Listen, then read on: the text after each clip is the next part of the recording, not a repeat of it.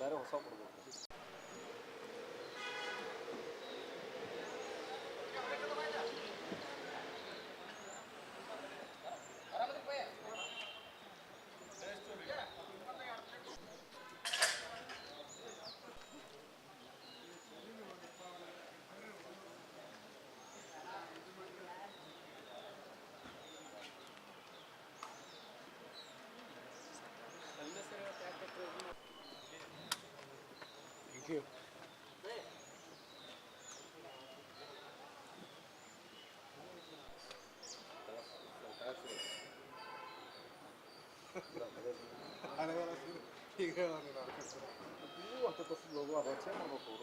ಬೇರೆ ಹೊಸ ಕೊಡ್ಬೇಕು.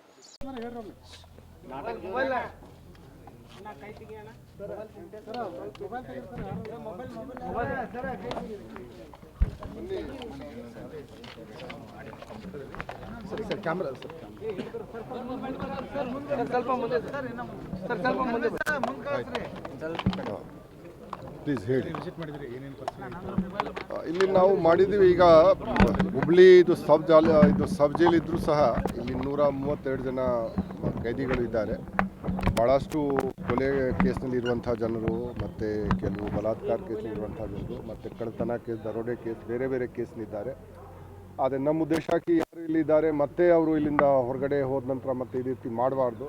ಸೊ ಕೆಲವು ಸ್ವಯಂ ಸೇವಿ ಸಂಘಟನೆಗಳು ಅವರು ಕೂಡ ಇದ್ದಾರೆ. ನಾವು ಅವ್ರಿಗೆ ಯೋಗ, ಧ್ಯಾನ ಮತ್ತು ಬೇರೆ ಬೇರೆ ಏನು ಅವ್ರಿಗೆ ಸುಧಾರಣೆ ಮಾಡಲಿಕ್ಕೆ ನಾವು ಮಾಡ್ಬೋದು. ಮತ್ತು ಕೆಲವು ಸ್ಕಿಲ್ ಅವ್ರದ್ದು ಡೆವಲಪ್ ಮಾಡೋಕ್ಕೆ ಏನಾದರೂ ಮೆಕ್ಯಾನಿಕ್ದು ಟ್ರೈನಿಂಗ್ ಆಗಲಿ, ಎಲೆಕ್ಟ್ರಿಷಿಯನ್ದು ಟ್ರೈನಿಂಗ್ ಆಗಲಿ, ಬೇರೆ ಏನಾದರೂ ಟ್ರೈನಿಂಗ್ ಅವಶ್ಯಕತೆ ಇದ್ದರೆ ಅವ್ರಿಗೆ ನಾವು ತರಬೇತಿ ನಾವು ಅವ್ರಿಗೆ ಕೊಡ್ತೀವಿ. ಯಾಕೆಂದರೆ ಹೊರಗಡೆ ಬಂದು ಮತ್ತೆ ಅವರು ಕಳ್ಳತನ ಆಗಲಿ, ದರೋಡೆ ಆಗಲಿ ಅಥವಾ ಸುಲಿಗೆ ಆಗಲಿ ಅದು ಮಾಡೋದು ಅಥವಾ ಮತ್ತೆ ಕೊಲೆ ಟೈಪ್ ಕೇಸಲ್ಲಿ ಅವರು ಭಾಗವಹಿಸಬಾರ್ದು. ನಾವು ಈಗ ನಮ್ಮ ಜೈಲರ್ ಸಹಾಬುದ್ದೀನ್ ಅವರಿಗೆ ಹೇಳಿದ್ದೀವಿ, ಅವ್ರಿಗೆ ಕಡ್ಡಾಯವಾಗಿ ಎಲ್ಲರಿಗೆ ಅವರು ಎಲ್ಲ ಇದಕ್ಕೆ ಅವರು ಯೋಗ, ಧ್ಯಾನ ಎಲ್ಲ ಸ್ವಲ್ಪ ಮಾಡಿಸ್ಬೇಕು. ಮತ್ತು ಅವ್ರು ಏನಾದರೂ ರಿಫಾರ್ಮೇಷನ್ದು ಒಂದು ನಾವು ಕಾರ್ಯಕ್ರಮವನ್ನು ನಾವು ಮಾಡಬೇಕು. ಮತ್ತು ಯಾರು ಯಂಗ್ ಆಫೆಂಡರ್ಸ್ ಇದ್ದಾರೆ ಅವ್ರಿಗೆ ಪ್ರತ್ಯೇಕವಾಗಿ ಇಟ್ಕೊಳ್ಳೋದು, ಅದು ಕೂಡ ನಾವು ವ್ಯವಸ್ಥೆ ನಾವು ಇಲ್ಲಿ ಮಾಡಿದ್ದೀವಿ. ಯಾರು ಯಂಗ್ ಆಫೆಂಡರ್ಸ್ ಇದ್ದಾರೆ, ಫಸ್ಟ್ ಟೈಮ್ ಆಫೆಂಡರ್ಸ್ ಇದ್ದಾರೆ, ಅವ್ರಿಗೆ ಹಾರ್ಡ್ ಕೋರ್ ಆಫೆಂಡರ್ಸ್ ಜೊತೆಗೆ ಅವ್ರಿಗೆ ಸೇರಿಸ್ಕೊಳ್ಬಾರ್ದು, ಅದು ನಾವು ನೋಡ್ತೀವಿ. ಮತ್ತು ಈ ಮೊಬೈಲ್ ಆಗಲಿ, ಗಾಂಜಾ ಆಗಲಿ, ಇದು ಎಲ್ಲ ವ್ಯವಸ್ಥೆ ಅದು ನಾವು ಸಂಪೂರ್ಣವಾಗಿ ನಿಲ್ಲಿಸಬೇಕು, ಅದು ನಾವು ತಾಕೀತು ಮಾಡಿದ್ದೀವಿ. ಮತ್ತು ಈಗ ನಾವು ನಮ್ಮ ಕಾರಾಗೃಹಗಳಲ್ಲಿ NDPS ಯಾರು ಗಾಂಜಾ ಅಥವಾ ಮಾದಕ ವಸ್ತು ಏನಾದರೂ ಸೇವನೆ ಮಾಡಿದರೆ ಅದರ ಸಲುವಾಗಿ ಯಾವಾಗ ಅವರು ಇಲ್ಲಿ ಬರ್ತಾರೆ ಅಡ್ಮಿಷನ್ ಸಲುವಾಗಿ ನಾವು ಅವ್ರಿಗೆ ಟೆಸ್ಟ್ ಈಗ ಮಾಡಿಸ್ತೀವಿ. ಈ ಮುಂದಿನ 1 ವಾರ 10 ದಿವಸ ಒಳಗಡೆ ನಾವು ಇದು ಪದ್ಧತಿ ನಾವು ಮಾಡ್ತೀವಿ. ಯಾರು ಇಲ್ಲಿ ಬರ್ತಾರೆ ಅವ್ರದ್ದು ಟೆಸ್ಟ್, ಯಾರು ಇಲ್ಲಿಂದ ಹೋಗ್ತಾರೆ ಆ ಹೋಗುವಾಗ ಕೂಡ ಟೆಸ್ಟ್ ಮಾಡಿಸ್ತೀವಿ.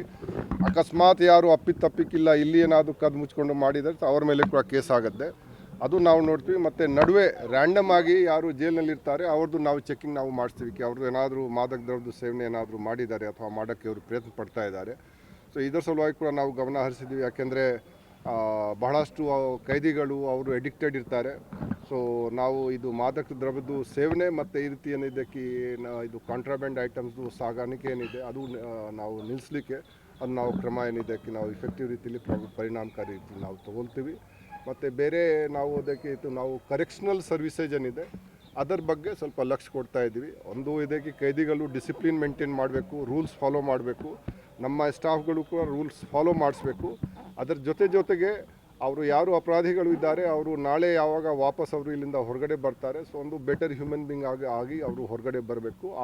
ಆ ನಿಟ್ಟಿನಲ್ಲಿ ನಾವು ಪ್ರಯತ್ನ ನಾವು ಮಾಡ್ತೀವಿ. ಇವತ್ತಿಂದ ಸ್ಟಾರ್ಟ್ ಒಂದು ವಾರ ಸರ್? ಇಲ್ಲ, 1 ವಾರ ನಂತರ. ಈಗ ನಾವು ಸ್ಟಾರ್ಟ್ ಇಲ್ಲ, 1 ವಾರ ಒಳಗಡೆ ಇದು ಪದ್ಧತಿ ನಾವು ಸ್ಟಾರ್ಟ್ ಮಾಡ್ತೀವಿ ಎಲ್ಲ ಕಡೆ. ಅದು ಕಂಟಿನ್ಯೂಸ್ ಇರುತ್ತೆ. ಅದು ಕಂಟಿನ್ಯೂಸ್ ಇದೆ, ಅದು 1 ವಾರ ಇಲ್ಲ.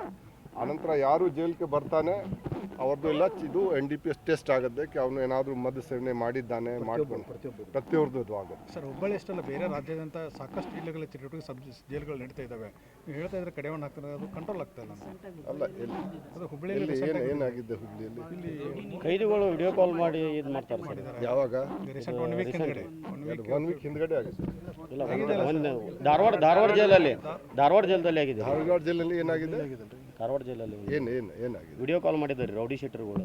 ವಿಡಿಯೋ ಕಾಲ್ ಮಾಡಿ ಹೊರಗಡೆ ಸುಮಾರು ಒಂದು 6 ತಿಂಗಳೇನೋ ಆಯ್ತು ಸರ್. ನೋಡಿ, ಈಗ ನೀವು ಹಿಂದಿಂದ ನಮ್ಮ ಕಥೆ ಬೇಡ.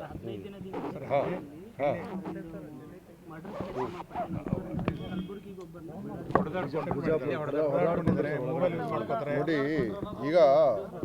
ಈಗ ಹುಬ್ಬಳ್ಳಿಯಲ್ಲೇ ಇಲ್ಲ, ಲಾಸ್ಟ್ ರೀಸೆಂಟ್ ಆಗಿ ಅಲ್ಲ, ಯಾವಾಗ ಅದು ಆರ್ತಿ ಏನಿಲ್ಲ. ಅಲ್ಲ 15 ಡೇಸ್ ಬ್ಯಾಕ್ ಇಲ್ಲಿಂದ ಇಬ್ಬರನ್ನ ಯಾಕೆ ಬೆಂಡಿಗೇರಿ ಲಿಮಿಟ್ ಇದ್ದಾರೆ ಇಬ್ಬರು ಬೆಂಡಿಗೇರಿ ಇದ್ದಾರೆ ಸರ್ ಇಲ್ಲಿಂದ ಬಿಜಾಪುರಕ್ಕೆ ಟ್ರಾನ್ಸ್ಫರ್ ಮಾಡ್ತಾರೆ ಸರ್. ಅಲ್ಲಿ ನೋಡಿ ನಾವು ಟ್ರಾನ್ಸ್ಫರ್ ನಾವು ಬೇರೆ ಬೇರೆ ವಿಷಯ ಸಲುವಾಗಿ ನಾವು ಮಾಡ್ತೀವಿ, ಗೊತ್ತಾಯ್ತಾ? ಅದು ನಿಮಗೆ ಎಲ್ಲ ಕಾರಣ ಅದು ಹೇಳೋಕ್ಕೆ ಆಗಲ್ಲ. ಅದಕ್ಕೆ ನೀವು ಅನಾವಶ್ಯಕವಾಗಿ ಗದ್ದಲೆ ಆಗ್ತಾ ಇದೆ, ಗಲಾಟೆ ಆಗ್ತಾ ಇದೆ. ನೀವೇ ಆರ್ತಿ ಒಂದು ಮಾಡೋದು ಬೇಡ. ನಾನು ಕೇಳಿದ್ದೇನೆ, ಕೇಳ್ತಾ ಇದ್ದೀನಿ, ಅದು ಯಾವುದೂ ಕೇಸ್ ಇಲ್ಲ. ನೀವು 15 ದಿವಸ ಹಿಂದೆ ಆಗಿದೆ, 1 ವಾರ ಆಗಿದೆ ಹಿಂದೆ, ಆರ್ತಿ ಹೇಳೋದು ಸರಿ ಇಲ್ಲ. ನಾವು ಅದಕ್ಕೆ ನೋಡಿ, ಈಗ ನಾನು ಇದು ಹೇಳ್ತಾ ಇಲ್ಲ 100% ನಿಂತು ಹೋಗಿದೆ. ಆದರೆ ನಾನು ಡೆಫಿನೆಟ್ಲಿ ಹೇಳ್ತೀನಿ, ಇದರ ಸಲುವಾಗಿ ಒಂದು ಜವಾಬ್ದಾರಿಯಿಂದ ಬಹಳಷ್ಟು ಇಂಪ್ರೂವ್ಮೆಂಟ್ ಆಗಿದೆ, ನಾವು ಇಂಪ್ರೂವ್ಮೆಂಟ್ ಮಾಡ್ತೀವಿ. ಆದರೆ ಇದಕ್ಕಿಲ್ಲ ಇದು ನಡೀತಾ ಇದೆ ಈ ರೀತಿ ಕೂಡ ಹೇಳೋದು ನಮ್ಮ ಪ್ರಕಾರ ಅದು ಸರಿ ಆಗಲ್ಲ. ಅಲ್ಲ, ನೀವು ಏನು ಖಚಿತವಾಗಿ ಹೇಳಬೇಕು, ಯಾವಾಗ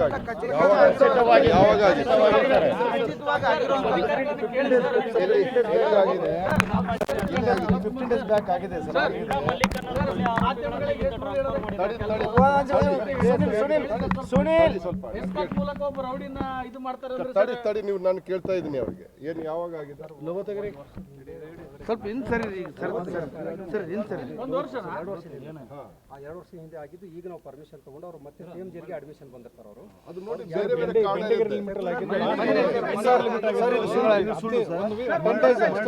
ನವೆಂಬರ್ 13ಕ್ಕೆ ಮರ್ಡರ್ ಆಗಿದೆ ಸರ್. ಇದೇ ನವೆಂಬರ್ ಮರ್ಡರ್ ಆಗಿದೆ.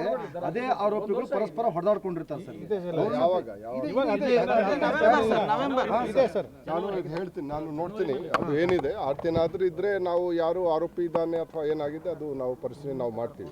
ಆದರೆ ನಮ್ಮ ಗಮನಕ್ಕೆ ಬಂದಿಲ್ಲ, ಮತ್ತು ಈಗ ಕೂಡ ಅವರು ಹೇಳ್ತಾ ಇದ್ದಾರೆ ಆರ್ತಿ ಏನಾಗಿಲ್ಲ, ಆದರೂ ಕೂಡ ನಾವು ಪರಿಶೀಲನೆ ನಾವು ಮಾಡ್ತೀವಿ. ಇಲ್ಲ ನೋಡಿ ಆರ್ತಿ ಇಲ್ಲ. ಮೊಬೈಲ್ ಆಕ್ಟಿವಿಟೀಸ್ ಭಾಳಷ್ಟು ನಡೀತಾ ಇದೆ ಸರ್. ಅಲ್ಲ ಈಗ ಇಲ್ಲಿವರೆಗೂ ಇತ್ತು ಸರ್, ಈಗಿಲ್ಲ ನಡೀತಾ ಇದೆ ಸರ್. ಎಷ್ಟೋ ಇದು ಮಾಡಿದ್ರು ಸರ್. ಅಲ್ಲಲ್ಲ, ಬಹಳಷ್ಟು ಇದು ಮಾಡಿದ್ದಾರೆ. ಮೊದಲೇ ನಡೀತಾ ಇತ್ತು, ಈಗ ಕೂಡ ಸ್ವಲ್ಪ ಮಟ್ಟಿಗೆ ಇರಬಹುದು. ನಾನು ಹೇಳ್ತಾ ಇಲ್ಲ ಇದು 100% ನಿಂತು ಹೋಗಿದೆ. ಆದರೆ ಬಹಳಷ್ಟು ಕಡೆ ನಾವೀಗ ಕಡಿಮಾಣ ನಾವು ಹಾಕಿದ್ದೀವಿ, ಮುಂದೆ ಕೂಡ ನಾವು ಕಡಿಮಾಣ ಹಾಕ್ತೀವಿ.